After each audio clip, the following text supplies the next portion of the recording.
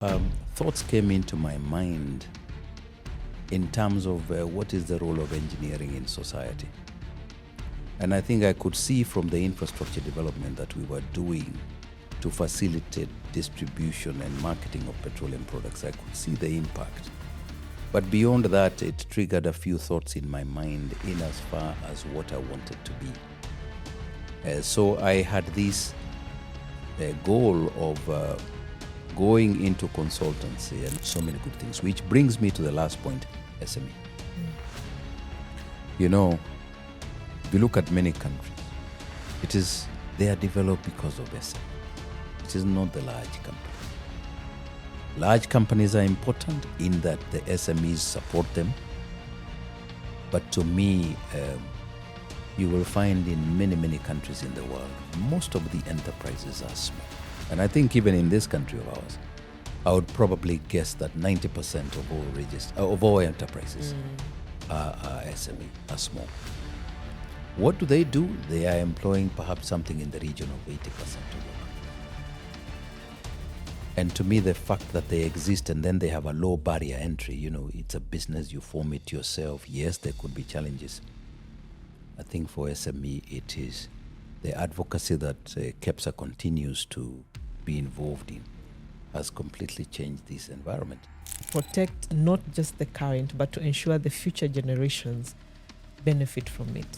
Will they benefit, or will it end somewhere because of some individuals? So let's first of all say that we have a lot of progressive legislation in this country. We have checks and balances, all of them enshrined in different pieces of legislation. In fact, they're important to you because they make you move. Therefore, when you go to see them, they're just things. The impact of whatever it is that you think is not good, and the impact of whatever you are proposing, they're also beneficiaries. And therefore, I have found in our engagements, many governments being receptive, they're being reasonable. I mean, in life you will find in statistics, obviously there are varying degrees of acceptability or perceptions. But the person in public sector is in their very right private. Those in public sectors, they're actually, one day, they are private when they go home. Yes. And the day they will have served their mandate. Brought to you by CH Studios, creating content that connects. I am extremely humbled every time I sit on this chair and host another guest who gets to share their insights on the different areas that they are experts in. And today we are diving deep into the energy sector, as well as the role of public-private partnerships, as well as advocacy in Kenya's economic growth. And I'm joined by someone that I have always looked up to professionally. And today it's just such an honor to have you, Engineer James Mwangi, who is the Director at KEPSA of Energy and Professional Services. But he's also the CEO of Kurrent Technologies, and he will get to share a little bit more of that, but also give us some very hard conversations and truths about what is happening in our country, in the energy sector, and also as in others. Karibu sana. Thank you very much. We have been trying to do this for quite some time, so I'm really humbled that we finally get a sit down. Welcome. And if you could please tell us a little bit more about yourself. Like I mentioned before, I've known you from the amazing person that you are, as looking up to you professionally and all, but myself and many other people who've known you as an industry leader don't know much perhaps about you, how you got here, and we would love to know. Thank you. Thank you very much, Josephine. It's really a pleasure to be here and more importantly, to share. So from a personal point of view, I'm a husband, I'm a father and a grandfather. And to come with that also is an uncle to many and a relative to many. So the family is an important unit to me.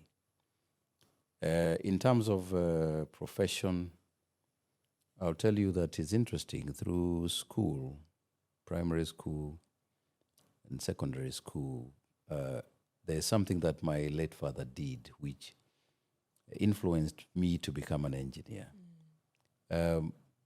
Despite having limited resources, my father bought a vehicle around about 1966. I was 5 years old. And the intrigues of that machine made me get interested, and that's how I ended up being a mechanical engineer. Throughout school, I knew what I wanted to be. It was an engineer, and specifically a mechanical engineer. So went to the local University of Nairobi, became graduated with a degree in mechanical engineering in 1985. And then after that, I worked for about 2 years with the government, Ministry of Works, Housing and Physical Planning, as it was called. And then after that, I was privileged to get an opportunity to work for a subsidiary of Kenya Breweries, and that is a new glass manufacturing plant that was called Central Glass Industries. That is back in 1987. So I worked there for about 3 years. Very, very exciting to be in the private sector there, to see how things can be very fast-paced. After that, I joined the petroleum industry, that is in 1990, and I ended up in the engineering department. And I would work there for 11 years, 2 of which I was privileged to work in their headquarters, which was in Dallas, Texas, and that was the mid-90s. That gave me an opportunity to go out there and just see what is happening in the developed world. And I was privileged to go with my young family. Whilst there, a lot of thoughts came into my mind in terms of what is the role of engineering in society. And I think I could see from the infrastructure development that we were doing to facilitate distribution and marketing of petroleum products, I could see the impact. But beyond that, it triggered a few thoughts in my mind in as far as what I wanted to be. So I had this goal of going into consultancy and more so self-employment at the age of 40. And what that meant is that that milestone in my life, I had to think ahead, plan ahead, so that when that decision came, I would be able to proceed into self-employment and into, I'll call it a small SME. And I've been privileged to be the CEO there for now 25 years. The rest is a lot of engagement, which I'm more than happy to continue sharing. Yeah. Thank you. So, something interesting about turning 40. For a lot of people I've heard, 40 is the big year. Some say life starts at 40. Others is a scary space because that's when I think a lot of clarity perhaps comes in and you want to do things differently and you want to try new things. For you, making that choice and starting Kurrent Technologies now, what was it scary, or was it because you have a lot of conviction, I think, in what you do, and you set your mind to it and you go for it. But how was that transition from having been employed for all those many years? So, Josephine, it's interesting that the world presents opportunities and challenges every day. And it's up to you to observe the world and make decisions that impact your life. Around 1993, the government then liberalized the petroleum sector. Now, it may just seem like an ordinary event that allowed local players to get into that industry. But to me, it meant that things are not going to be the same. So by the time I left for this overseas assignment in 1994 and came back, I knew that the industry wasn't going to be the same. And I kept asking myself, what does this mean? So I did see quite a number of interesting development from the corporate point of view. Decisions that were looking at the structure of that organization that I worked for in as far as support services are concerned. And engineering then was considered as a support service. And it was obvious that they were looking at more and more of outsourcing that service. So to me, 40 is a good number, let me put it that way. At 40, if you have progressed with your life after university and managed to start a family, the children are younger, there is a bit of level of flexibility that you can have if you want to make a major transition in your life. And therefore, I always keep telling people that the train of employment moves. But there are two factors. One is when you get on board, and one is when you get off the train. The reality of life is that you will get off the train when it is either stationary or it is moving. Moving in the context that there may be circumstances that a decision is made such that you have to leave the train. And it is in motion, meaning that it is painful, it's abrupt, you're unprepared. Or you can consciously know that this train is heading in this direction and I would like to come off this train when it gets to a station. And that station for me was 40 years. Now, if you're going to get off, then you have to prepare. Yeah. You have to think, what bags do I have? I can't afford to be asleep when the train is arriving at the station. And therefore, you have to plan. So with a young family, you must plan. You're obligated to plan. You must be fair to your children. And therefore, you have to look at what does this mean in terms of the impact to your life. And so that is what I did. And I'll tell you this. When you're working for a fairly good organization, they train you anyway. You plan for them. You look after their money. How then can it be that you can't use those same skills to plan yourself? So I did plan off. And by the time I left, I had two milestones. I left on September 30th. My son was 6 days old. Wow. It didn't scare me because the battle of transition starts with the mind. And if you have that conviction and you know that you have planned yourself relatively well, and you have looked forward and seen what is it that I shall need in the short term before long term, then of course you are able to come off without fear. But I'll tell you something else about 40 when it comes to going into self-employment.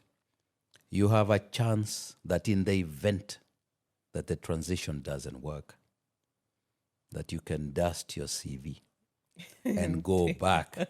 It may be at a fraction of what you previously earned, but you have a choice. That decision in the later years of your life, that option, unfortunately, is not available. Yeah. And I've also read somewhere that most of the companies that are started by 40, people in their 40s, have higher rates of being successful. Whether these people started the business in their 20s and failed to do the transition, the lessons, life lessons and business lessons, they have sort of grown the muscle to make better decisions, both in life and in business. So whether you're starting that at that point or you started early and the struggles of transitioning at 40, I hear, then even the level of maturity to make some hard decisions that will keep you going are higher. I'll tell you something. The key word, and you mentioned, is maturity.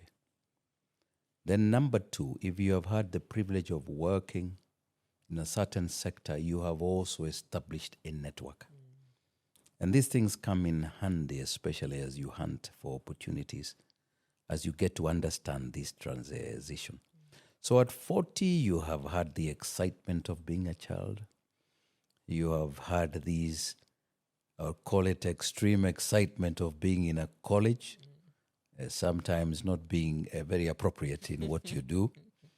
You come out of that university, you start working, you have two things. You have some resources and a control of your time. And therefore, there will be instances where your decisions are not as would be expected. So there are lessons that come with that. Yeah. So at the age of 40, you're beginning to understand life. And I'll tell you this, having children has a major impact if you are a responsible person. Because now the game is not just about you. You're responsible for other humans. Yes, and others who are innocent. So at 40, you'll be making those decisions. You tend to be privileged to assess things. And that's why you've got to be careful about your behavior, whether it will probably end you up in having dire consequences. Yeah. Very true. Throughout your growth in your career, you've also, and you mentioned that you've held several other leadership positions in boards, in advisory capacities, and one of them is in KEPSA. And KEPSA, that means you've also had the privilege of seeing the organization grow because it's younger than you have been in business. And it's also a privilege to be part of that transition, that it has come from being purely an advocacy organization to also now providing opportunities for employment and youth and jobs, SME development, climate change conversations. But that also, a capacity of advocacy has remained central to the core of KEPSA. What role yourself have you played having been in those leadership positions? So after coming out of formal employment at 40 and going into self-employment or SME, it dawned on to me how protected I was when I was working for this good company. It had shielded me from many negative things of society. One of them, many of them to do with fairness, ethics, etc. So when I came out, you're trying to run a small business and you kind of get confronted with the fact that people don't play by the rules. And you have to decide whether to join them or to stick or to to be values. Principled and stick to your values and also suffer the consequences of that. So around 4 years after coming out into self-employment or SME, I had to ask around, how do you guys survive, colleagues in the same sector? And I remember one good friend telling me, just join the Association of Consulting Engineers. That is where we discuss these issues. And therefore I joined, and the good gentleman, an engineer, senior engineer, told me, James, I want you on the council. So I got thrust into these roles very quickly. And then even more interesting, he said, I want you to be the treasurer. So I found myself as a member of this association, and then I'm sitting on the council, and then I have this substantive position. So I could see how you need to thrash out and think through issues that affect you. And I think more importantly, suggest solutions, because it's one thing describing the problem, but you must come out and say, how are we going to address this? And this is where advocacy came in. So it is that association of consulting engineers that then, after KEPSA was formed, we reached out, I was in the council, and said, I think we need to join this larger organization. And whereas our resources were very limited, there was commitment and we managed to join. And then one of the most magical things is the opportunity we have to sit on the sector boards where we have more granular discussions, cross-cutting discussions of sector-specific issues. And therefore, I went into energy. Having come from oil and gas, I went into energy. And then it dawned on to me how the real world is working, how this country is working. And by the time, I was realizing, I was seeing, oh, there are many other facets or sectors in this society. So you get an interest. KEPSA allows you to go to these others. You have these conferences and meetings and even better engagement with government, because it's one thing having issues, but who do you take them to? And do And they then listen? and then do they listen? And sometimes I realize they just need to be made aware. They're not experts in everything. So I could see that things could change. And there are two particular pieces of legislation which we were long involved in, and that is the Energy Act and the Petroleum Act that were enacted in 2019. The build up to that, I could see how critical it is to give inputs, right from the policies, going through the legislation, and even better still, the subsidiary legislation, which is the regulations.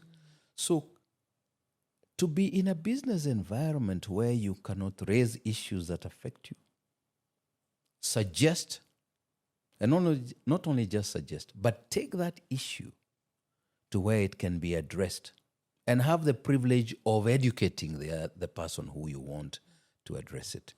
In the absence of that, then you cannot make much progress. But KEPSA has been very, very instrumental.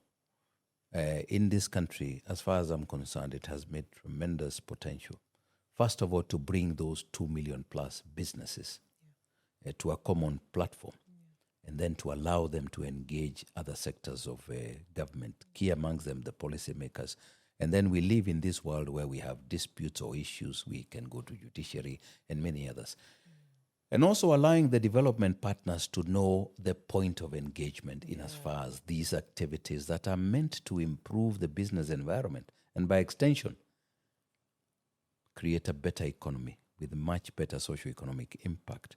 The fact that they have these organizations that they respect and treat with integrity means that we are able to do so many good things, which brings me to the last point, SME.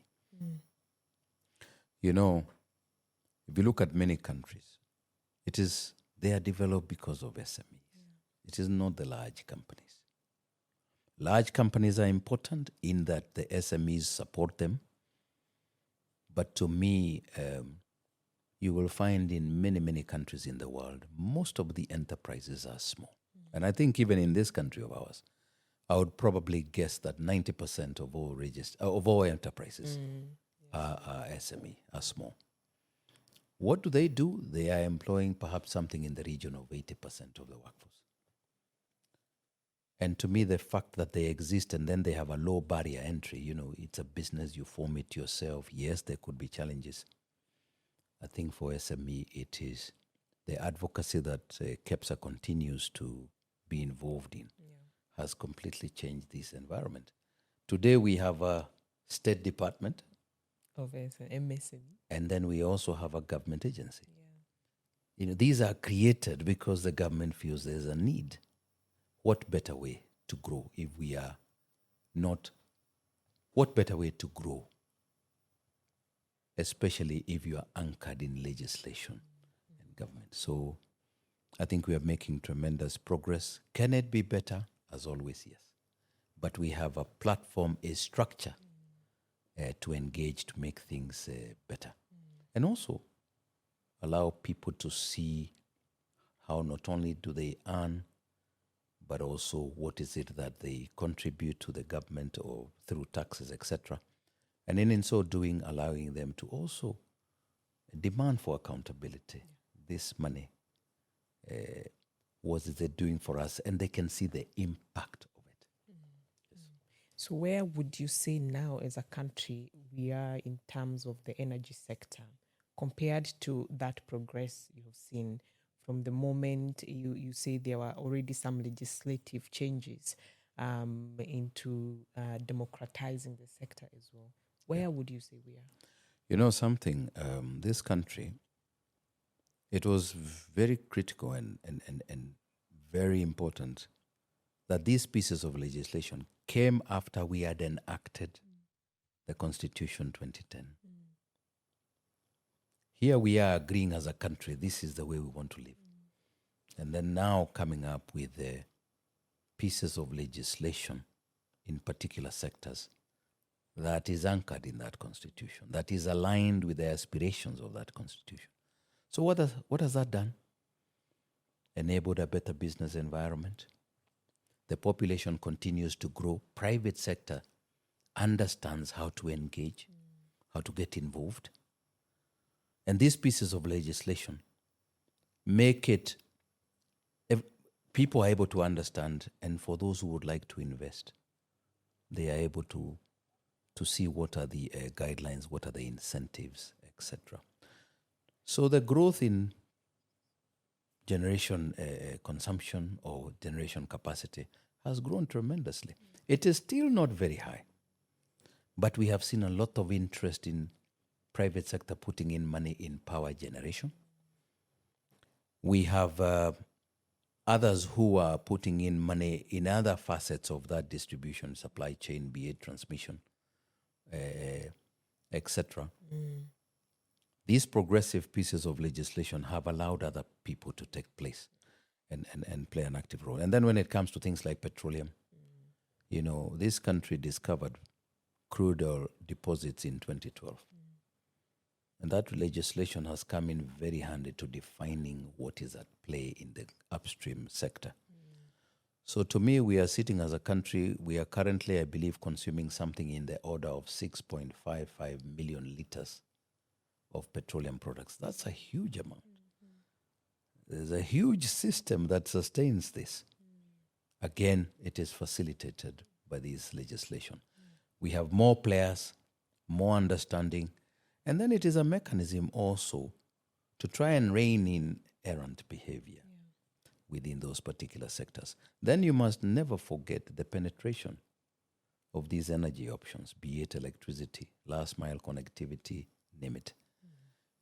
Petroleum being available in distant places, allowing even the small remote economies to thrive. And I think today, when it comes to matters transportation, nothing beats this border and how it has impacted those far-flung areas of our country, notwithstanding the urban areas. And speaking of crude oil, so some of the conversations that we are having, and there's a development on, you know, it's actually attracting global investments as well.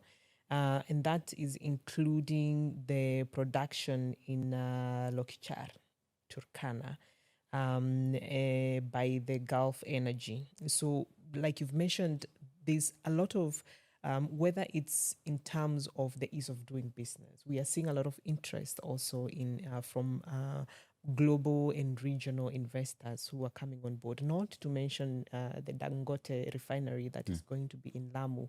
If you could address the two of them, and, you know, what is this meaning for us as a country, for the energy sector specifically?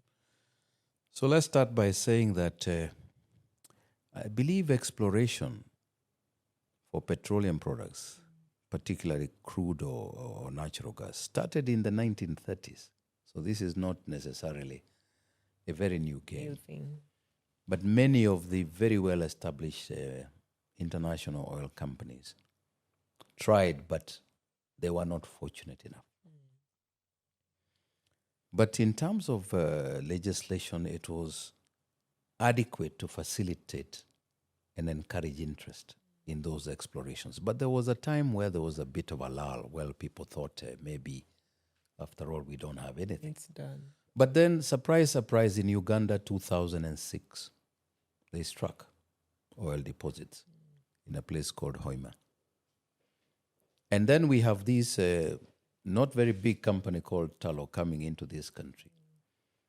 And, you know, one of the things that people may not know is that if you come and prospect, you are required to leave the results of your prospecting with the government, which then means that the next person coming is able to see this place was tried and these were the results. And it's up to them to make meaning out of those results in as far as whether to proceed or not. So this company comes in, and I tell you, we were very excited. 2012, yes, it was established that we had crude. And that is how many years ago? It is 14 years ago. Uganda was 20 years ago. It attracted two other international oil companies to partner with them. However, this did not proceed to the level of development. But the oil remains there. And the law allows somebody else, because you're given a certain period, in the absence of which you will vacate. And therefore, we have a local company, the one that you've just mentioned, Gulf. And you know, it's a big milestone that a local company has the courage to go and invest and produce these crude oil. And I think, to me, I think they need to receive, accolades. The goodness was that there was information pertaining to those particular oil fields and plans of how it could be extracted. And therefore, because they bought out the other companies, they are privy to a lot of very, very valuable information. Yeah. But it's also good to see that the government is encouraged by this and is facilitating this. And this is important because, remember, this is not government money. It's private sector. It's private sector money. They are taking the risk. But there is a lot of benefit that comes with these, key amongst them local content, out of local participation. So to me, we are excited. There has been certain pieces of legislation that have been enhanced to try and see how we can facilitate this, remembering that the initial capacity of extraction, while it's not that big, but it's good enough for somebody to have a business case. But there's also something that happened in the last couple of years where there was an early oil pilot scheme, a trial of not only producing that crude, but also transporting it, not by petroleum, and not by pipeline, but by trucks. And I can see the lessons of that and the infrastructure that had been prepared or modified for that exists. So therefore, they are coming in with a fairly good level of understanding. To succeed. Yes. Now, we also have something, the lab-set corridor. Yeah. To me, we have to give kudos to the third president because of his vision of this corridor. A new economic corridor, a second economic corridor to the north of the country, so that development is not just concentrated in the southern part of the country or the old corridor that had been identified by the railway line. So we have not had too much activity, but we were fortunate in that corridor, the oil deposits that are in Lokichar are close to that corridor. And it had identified a second port, because I think as a country it is good not to rely just on one, but to have a second and potentially big port. And Lamu was the place that was identified. So these crude oil deposits and this proposal to have the Dangote refinery changes everything. Yeah. I had always wondered, having been in this industry for 36 years and having seen the previous small refinery, what circumstance would help us to get a second refinery or a newer one, a modern one, producing products that are of quality that is acceptable globally. And therefore, there wasn't much happening until this pronouncement of Dangote. And I know initially there was talk of him going to the neighboring country. Yes. I'm happy that there were circumstances that led him to think that it would be better to come to our country, and specifically to look at it being located at Lamu. That was all part of the plan of those projects that had been identified to grow the LAPSET corridor. And therefore, I think to me it's a very well-suited location. There is a lot of work that has been done in terms of preparing that area, in terms of planning, etc., allocating land. In fact, I believe there is even an SEZ for petrochemical plant there. So it's not just a question of refining petroleum products, but also looking at the potential development of petrochemical plants that can hopefully give us fertilizer, plastics, and many other things. So to me, I think we are extremely excited in the sector. The fact that it is, again, private sector money. And it's good because Dangote as an organization now has more experience, having done another one of similar size, 650,000 barrels a day. So I'm sure those good lessons that they have picked in the develop can come into this particular one. And then, it is the local content and the local impact that it will have. It's phenomenal.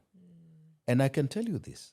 I see, because a lot of these exploration blocks are for some reason near this corridor, I can see an increased marked interest in people taking up these blocks with a view of prospecting. And this does not just limit us to blocks within this country, but I also think in southern Ethiopia.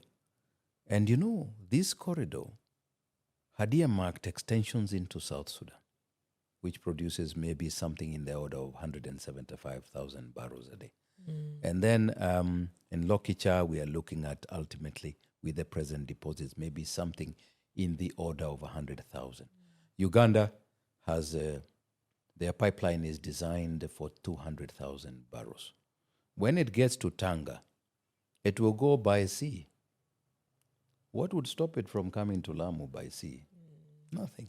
So to me, I think there's a lot of excitement. The Strait of Hormuz has also taught us something. I was going to think. I was thinking actually about the timeliness of the whole development, and with the global, happenings that are still ongoing, and the lessons that we have learned.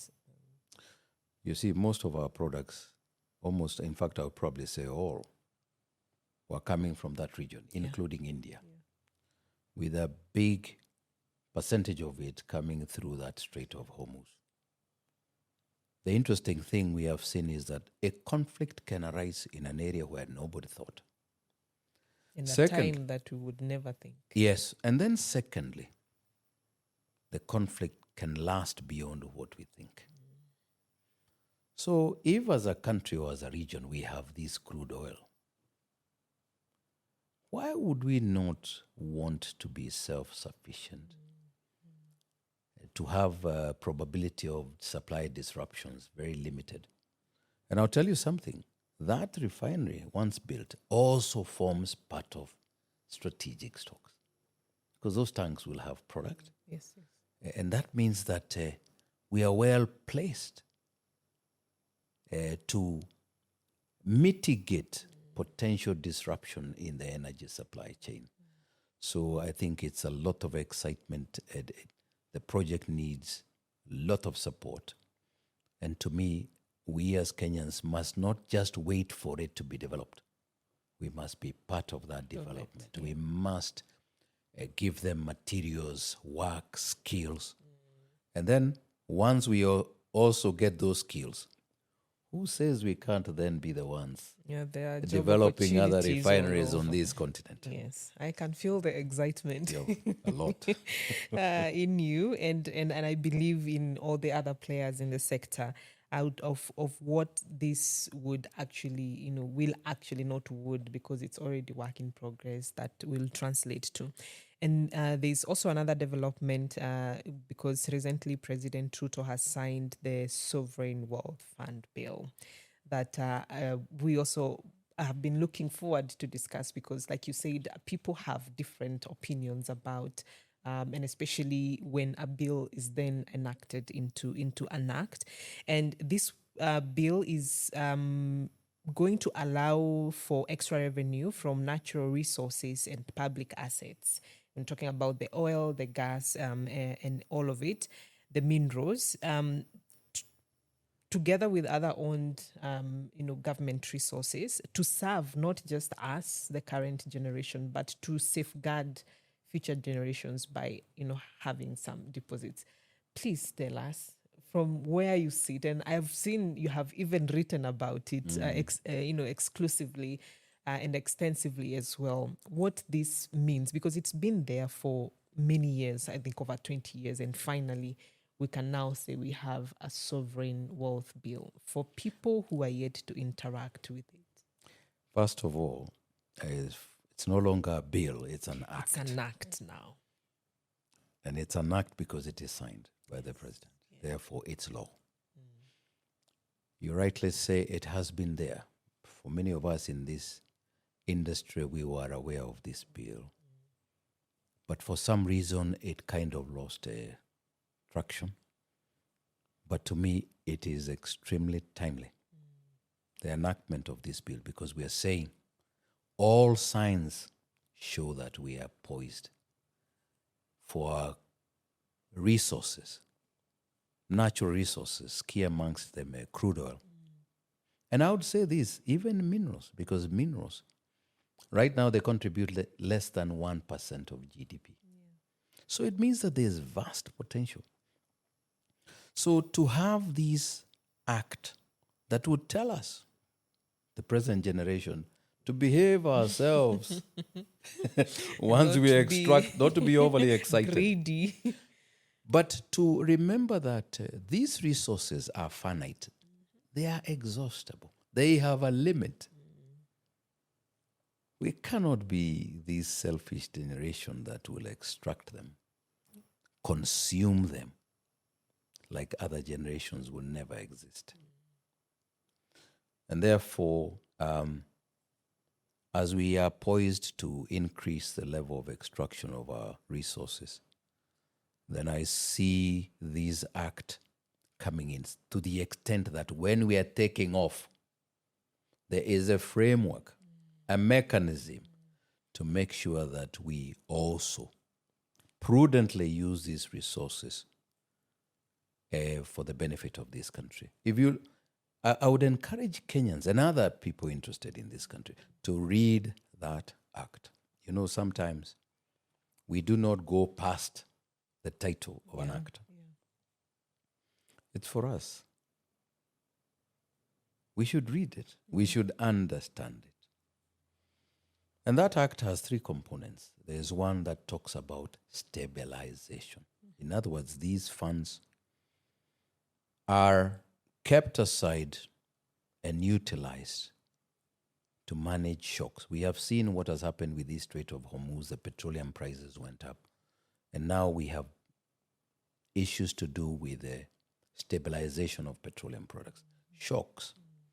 But in the case of refined petroleum products, this money is coming from what we call the Petroleum Development Levy. This is money that is deducted or is part of the pricing of petroleum products. So it's coming from what you're contributing when you procure. But here we are saying, no, we want part of the money of that natural asset or that we have, or natural product, part of it kept aside so that when we get into situations where there are price shocks, not just in petroleum, but in other very important sectors, that money is then utilized to try and balance and to try and make sure that the standard of living or the cost of living is not unduly painful to citizens and residents of this country. Then we have something they're calling strategic infrastructure investment. How do you develop without infrastructure? We have seen other government initiatives to try and address financing and implementation of new infrastructure. And therefore, this one just comes in. We have the National Infrastructure Fund, where the government has offloaded part of its stake and said that money is not going to just the normal expenditure. It will go towards that infrastructure, National Infrastructure Fund. So here you are with sovereign. So we are saying that strategic infrastructure investment, some money can go to it to raise the standard of living, to help the economy of this country grow. And then there's something, a third component, as spelled out in the Act, that talks about future generation. Our great-great-grandchildren must not just read that the country had these minerals, but they must say that today their life then will be bearable, will be comfortable on account of their ancestors being mindful of them. So to me, I think there is no guesswork. There's legislation. It is a question now of operationalizing it so that indeed we can get that benefit. And therefore, the two of them, this initiative of extraction of crude, the enactment of this particular piece of legislation, could not have been more timely. Otherwise, as human beings, we could get quite attracted to enjoy what we produce. Yes, engineer.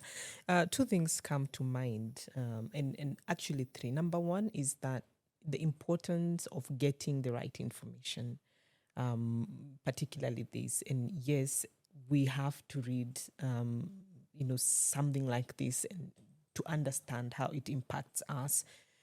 Secondly, when there is a discussion about extractives and natural resources, you will have environmentalists in the conversation. I would want to hear from where you sit. What would you want them to have as a key takeaway?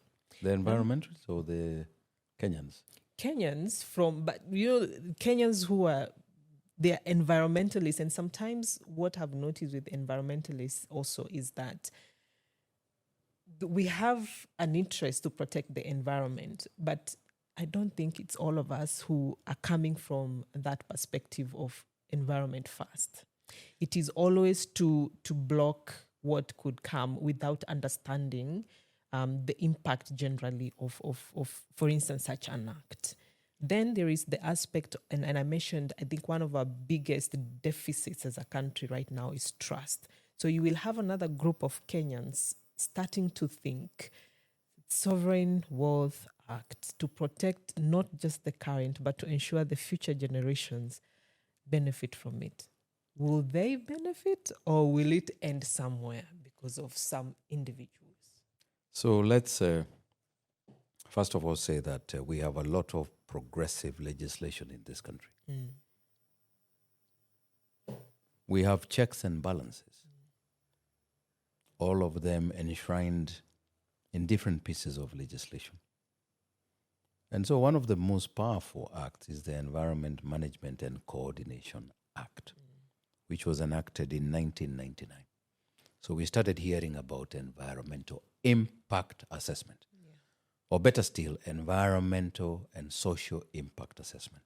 Then beyond that, because that is before you carry out a project, you have environmental audit, meaning that on an annual basis, you must assess whether the business you're involved in, what is the impact, and whether you're carrying out the mitigation measures or adopting mitigation measures or amending them, upgrading them, etc.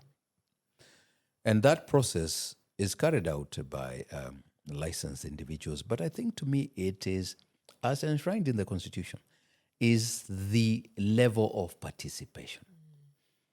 This powerful Constitution of 2010 said, you, Madam, Mr. Citizen, you are now on the table. You are allowed to ask. You are allowed to assess. And that's why no environmental impact assessment is worth its salt if the stakeholder consultations that were held do not meet a threshold that would demonstrate that indeed stakeholders have been involved in the process. So it is within their right, and I think the citizens' right, to know whether whatever is being proposed has a negative impact. And in the event there is identified negative impact, whether there are mitigation measures that can be deemed to be satisfactory to enable that particular venture to proceed without undue negative impact. And you'll find in this environmental impact assessment what we call environment management plans. There's a negative aspect in what you want to carry out. This is what is proposed to be done to address it. And then this is how it will be managed and monitored during the life of that particular investment or project. And it goes to the extent of even saying at the end of it, how will you restore, The exit etc. strategy. So to me, it is a process that is open. These reports are actually uploaded for members of the public or other stakeholders to review them, to bring forward their comments. In fact, there is actually a statutory window within which people are allowed to give their comments for assessment. And in the event that there's a disagreement, we even have a tribunal. Therefore, the fact that these processes there means that people become aware. But the one thing that you brought up is, how do people become aware? How credible is the information basis which you have an opinion? How credible is it? And that's why I say it's important for people to read, take time to read, not just to be told by third party. Take time to read for yourself and then ask and know where to ask, because those who carry out some of these studies, they are known, they are licensed. And don't just wait for somebody to give you their opinion, which in many times might not be opinions that are impartial. They could be biased opinions. They could be wrong opinions. I agree that not everybody is an expert in some of these areas. But you know what? It's actually, a lot of it is written in a manner that is really common sense. Therefore, I encourage people to read the act, read that report, go to the forums where these issues are being discussed. You know, in this country and with the new constitution, it says public stakeholder consultation. It is published in the press, websites. The only time many people respond is after it has been enacted. And then you say, oops, I think I don't like this part and what have you. You must also understand the process of that piece of legislation being enacted and knowing that when it is enacted, it is not easy to amend it. There is ground, there is a mechanism, but it's far much easier to deal with an issue up front before it is enacted. Therefore, let those studies be done. Let people participate. It actually requires for sensitive areas that it is published in the local. There is a notice that, yes, this study has been done. It has been submitted. You have this number of days. Therefore, if you're in an area where you think that whatever it is that is being done may have an impact, be on the lookout, because it is in the press. Be on the lookout. Try and find out. Be educated. Go to those forums, because we must accept that things that we do, there's always a risk. The question is whether the risk is acceptable, manageable, and if perhaps the negative outweigh the positive, then of course a decision has to be made differently. By the way, in ending, I would say these studies also perhaps help redefine, modify the definition of what it is that you want to do. So it can be enriching. Yes. Yeah, and the aspect, do we now just hope that, those future generations, actually the benefits get to them, or are there also mechanisms to ensure that kind of protection? Because this report has a plan, and you have said that this project has a certain extended life. That plan is not a plan of what you do in the first year. It is throughout the life of that particular project or venture. And granted that there could be changing circumstances, changing legislation, improvement as we go along. And there are triggers basis which certain action would need to be taken to, again, preserve environment, preserve human life, mitigate negative consequences, etc. And from a private sector perspective, perhaps, and you being a director at KEPSA, is when you're engaging, or when you've been engaging from your own experience, working and running in the industry, but also from engaging with other sector stakeholders, some of the biggest current, challenges that are facing the sector and how KEPSA is working towards providing them solutions. Before, you already mentioned about the advocacy part. Where are those engagements leading the private sector? To me, KEPSA is extremely well structured. And like I said, the agenda of KEPSA is through those sector boards. The sector boards, I would like the audience to know, mirror government ministries, because anytime a government comes in, it will structure government to have ministries that have certain portfolios or departments. And that is what we do. Therefore, industry, players, experts, members of KEPSA are free to join those particular sector boards.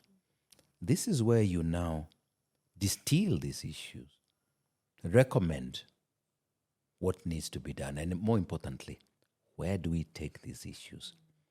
And I've always loved the way KEPSA works in terms of analyzing issues, coming up with suggestions, the impact of the negative consequences of an issue, and then what ought to be done to correct or mitigate the issue. And then going and now being even more specific in terms of recommendation. Which clause and how do we word it? Data-driven and impact. Absolutely, because you have to have some level of proof and convincing as to why something ought to be changed. And it's not a question of just describing pain and what you think ought to be done, but in how. How should it be worded?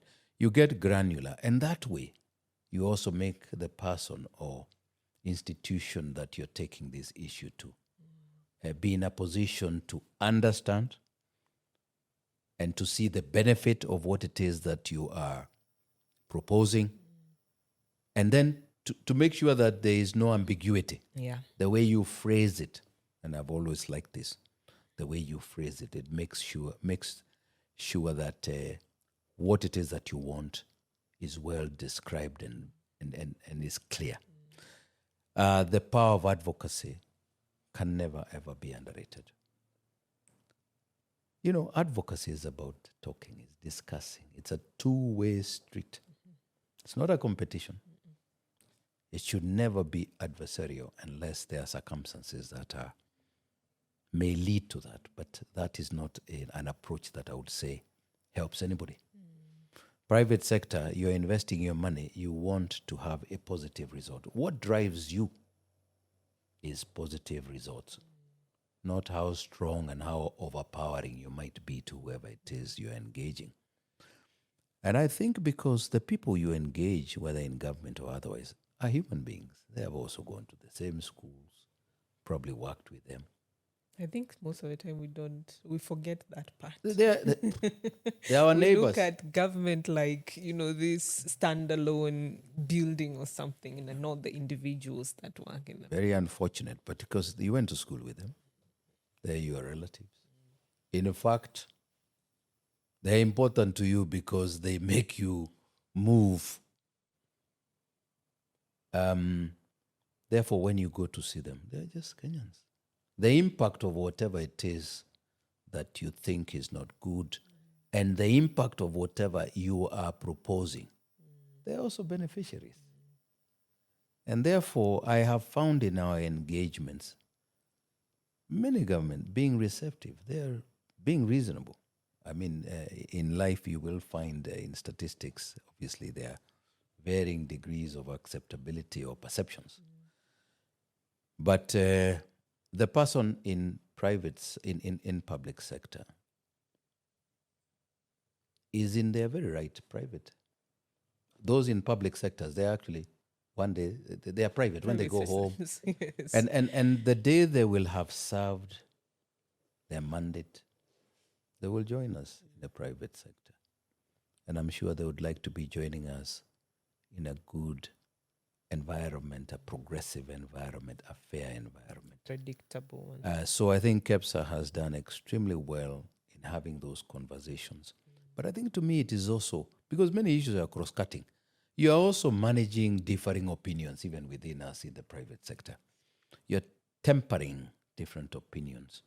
And to me, to a certain extent, there is some level of self-regulation, because we must look and see where is it that perhaps we are not performing as we should, and that the government has a forum to also tell us that perhaps in this area you can be better, or if you change or improve, you will make the life of people in this country even better.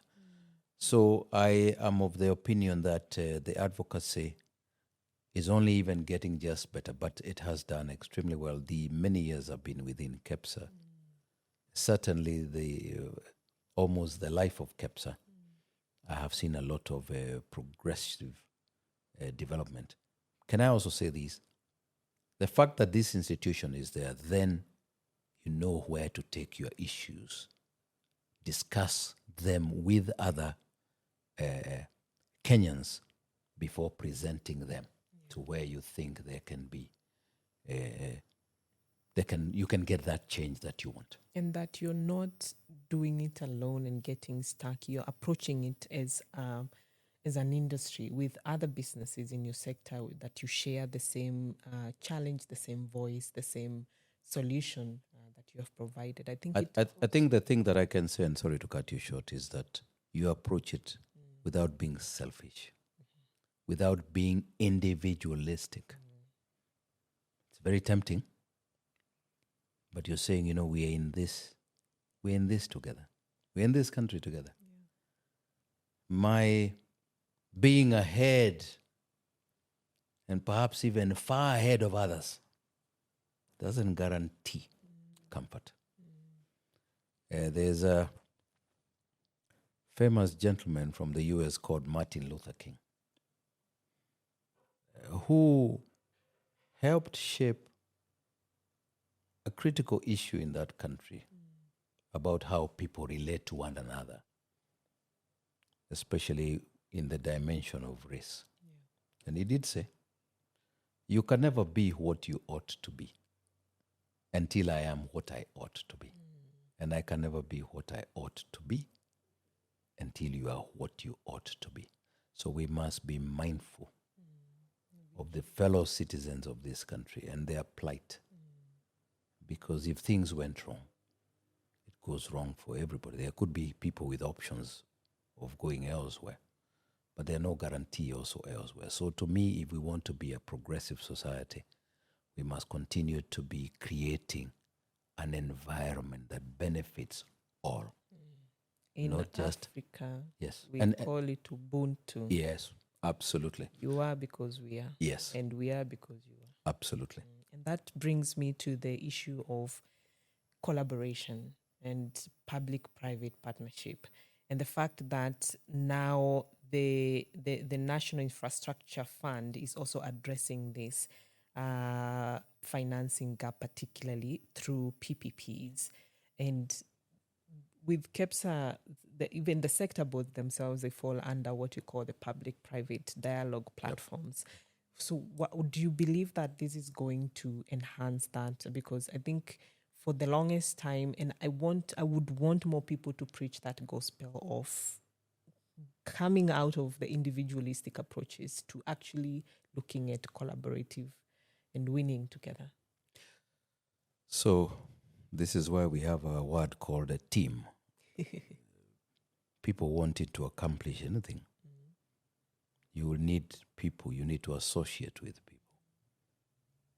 There are certain sports that are individualistic in nature. But it's only at the point you're competing. Otherwise, the individuals in any sport, whether a boxer or a tennis player, get to where they are because of the team that supports them. And therefore, public service, the executive, the private sector, the civil society, all have a role to play. And therefore, I am 100% convinced that partnership is the way to go. And I think we have seen quite some success, even in the very famous public-private partnerships. where there has been investment. In the energy sector, we have independent power producers. This is the private sector producing a utility or offering a service in utility. Therefore, partnering, remembering that this is your country, this is your continent, this is the ship we are all sailing in. It is in our interest, all of us, To cross. that it continues to sail, and it continues to sail in a comfortable, fair manner. Therefore, I see the structures that are coming in, the mechanisms that are coming in, that have a legal mandate. So it's not a casual relationship. It is embedded in law. It is defined. It has mechanisms for governance, accountability. And, private sector has many things that it does very well. Be it the way it executes things, it's quite efficient, or it is efficient. It has a motivation to perform well, because it will not survive if it doesn't perform well, because then it will not get a return. Yeah. Therefore, the fact that private sector is then allowed to go in and take a critical role in development of infrastructure amongst others, and where there is a reward tied to it, I think is very important, because it means that we're getting these infrastructures sooner rather than later. We are not waiting until the day government has money to develop all these much needed infrastructure. We are saying, can we have private sector? You do it.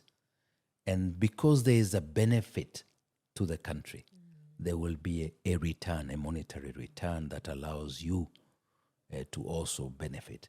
And I think, to me, I think it is good in the sense that these investments, the companies that invest, then get floated at the Nairobi Stock Securities Exchange, which then means that you and me can own a small share.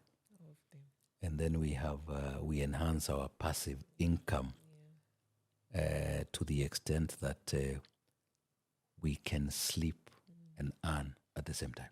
We sleep, which is the goal. And there's provision now for additional funding also, and strengthening of the internal audit function. And I would want to hear your thoughts, particularly because of the Office of the Auditor-General, and how that then will promote accountability and transparency. We are human beings, and there could be individualistic motivations that see us not complying with the law and not being fair. So there has to be a mechanism, and there is a mechanism. That's why there is that office. And even in multinationals, there's no company, or let me put it this way, there's no company that is of reasonable scale that doesn't have this function to try and review and check whether what is being done is actually right, and it's of the benefit to the company, and it's fair.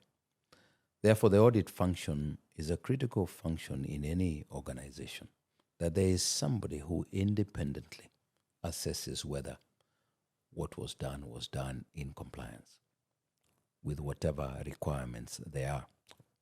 So, government is a very big institution, and I believe it employs something in the order of 1 million Kenyans. It has the biggest expenditure.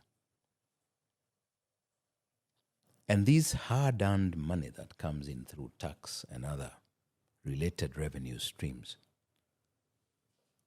all Kenyans expect that that money will have maximum positive impact. So we have to see whether what we planned to do and spend is what was planned, is what was realized. Whether what was meant to be bought or developed is actually that. In other words, did the money do what it was meant to do? And in our country, there has been many reports that end up in Parliament that point at areas where there has been non-compliance or resources not used for the intended purposes. It is not enough. And therefore, like you're saying, if there are more resources, more capacity, then it means that we can be able to point out. And people can be conscious. Those entrusted with that responsibility of spending public money will be knowing that indeed there is a chance that this will be subject to review. And therefore, that function plus the other many functions that I see, digitalization of many other functions like procurement. Digitalization is to me very, very positive because you're able to track, you're able to see what happened. There's a record. And therefore, that now coupled with the additional resourcing of that office, to me will go a long way to tell people that you shall be held to account and that there's a greater possibility that your negative actions will be realized and then you will be held to account.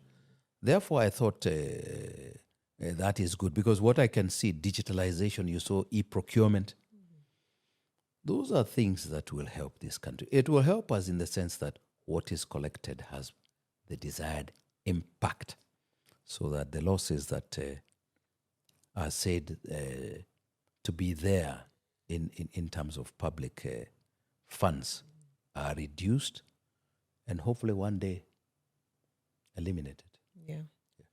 And speaking of the size of the government and the role, but also the expenditure, the enactment of the Government-Owned Enterprise Act, and then that will be on the public sector performance. And connecting that to what you just said, what is going to be the impact of that? You know, there was, I remember, a task force that was looking at parastatals many years ago. And I believe there were recommendations on what ought to be done with commercially oriented enterprises that were fully owned by government. So what I'm seeing in my recollection is the fruits of that or recommendations of that task force. That government needs to give room to private sector in some of these commercial activities. But more importantly, where it owns them, then they should not get preferential treatment. They must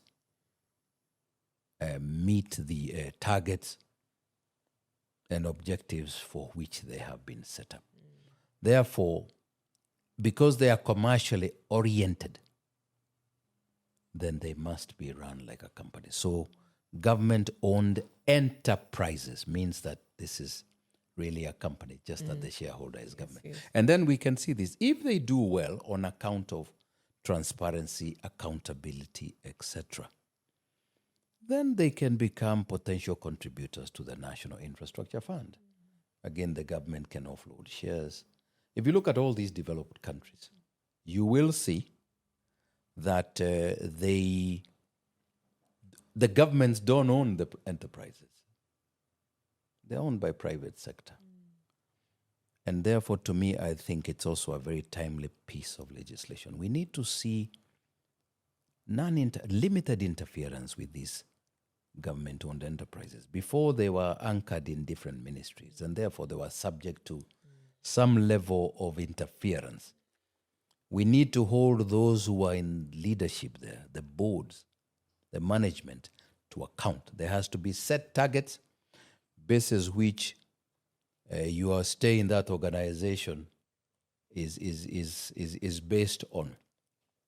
Therefore, I think it is good because the culture that was in many of them will start changing. And then we also see what I would call a competitive recruitment based on the skills identified to successfully run them. And that's all the way to the board. Earlier on, before we end the conversation, we talked about the SMEs and their contribution to the GDP, particularly to the private sector. And it's true that they still remain the backbone of our economy.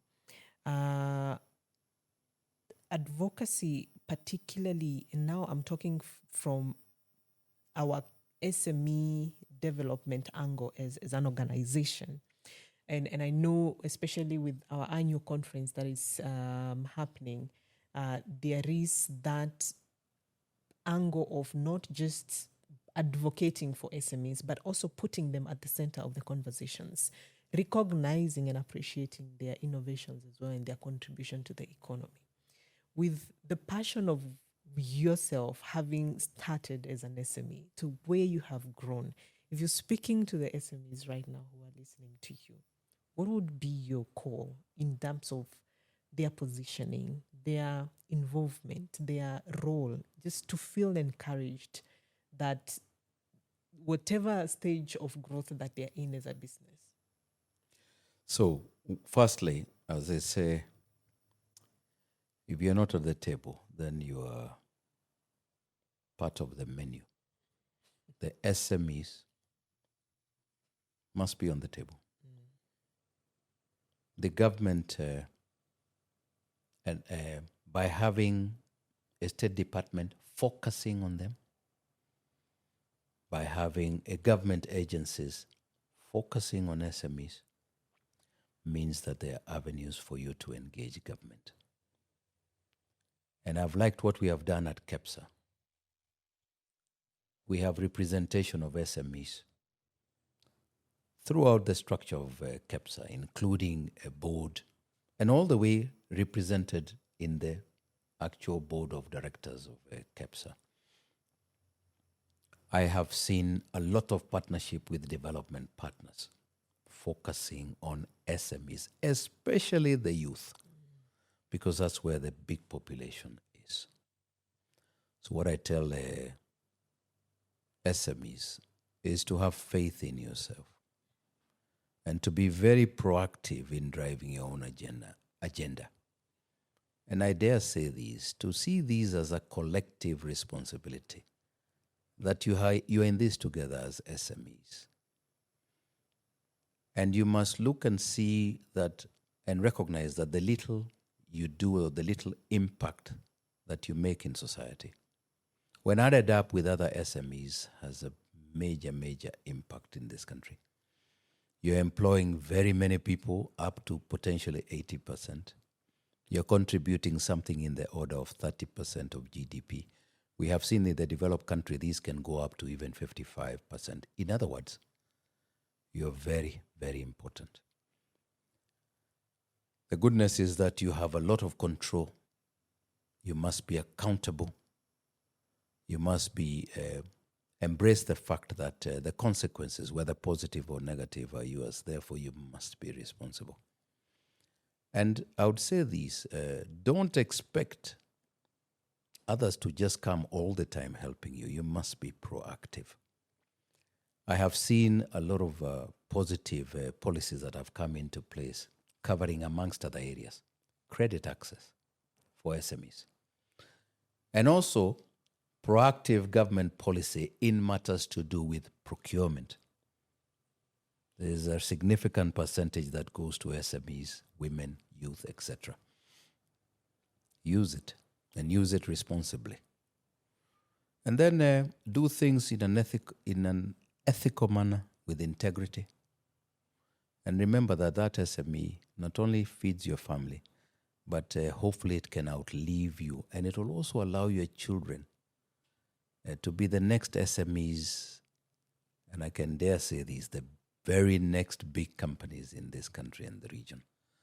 Therefore, what I would say is that they are important, and they must recognize that, and they must never, ever feel like they are small. Never underestimate yourself, because the little you do has a major impact. And that's what I would like to do, is to encourage them. The jobs of this country, the big ones, are going to come through you. Play your part. Play your part. It is the perfect place to end this conversation. Engineer James Mwangi, KEPSA Director for Energy and Professional Services, CEO as well of Kurrent Technologies. It's just been an honor listening and engaging and learning from you. I believe that the audience will equally find this particularly educative. To the SMEs out there, to the SMEs who are finalists and winners of the SME Innovation Award, congratulations. May you continue to make the impact that you're making, to change lives, to provide employment, and to feed families and growing this economy. I have been your host, Josephine Wawira. This has been an industry insight of the Exchange podcast by KEPSA in partnership with CH Studios here in Westlands. This is the voice of the private sector in Kenya. Brought to you by CH Studios, creating content that connects.